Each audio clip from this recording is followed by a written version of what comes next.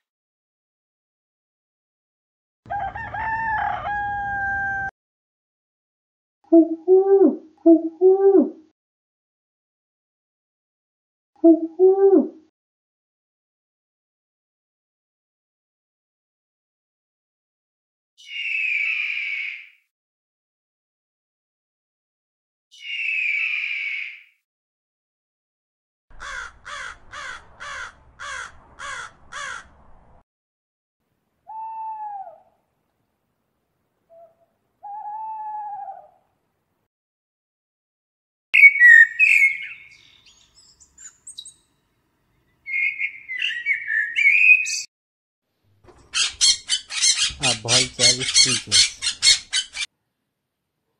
তারপরে একটা শকুন চিৎকার করে। এ প্যারট টক্স, একটা তোতা পাখি কথা বলে। আ ডাক কোয়াক্স, একটা ডাক পাতিহাঁস প্যাক প্যাক করে ডাকে। আই স্প্যারো, একটা চড়ুই পাখি চিরপস, চি চি শব্দ করে।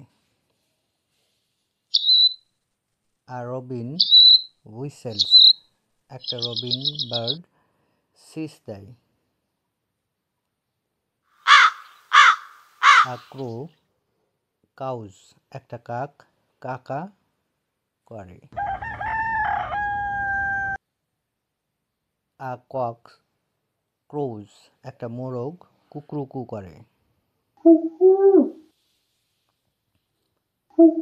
আ পিজিয়ন কুজ, একটা পায়রা গুটুরগু করে।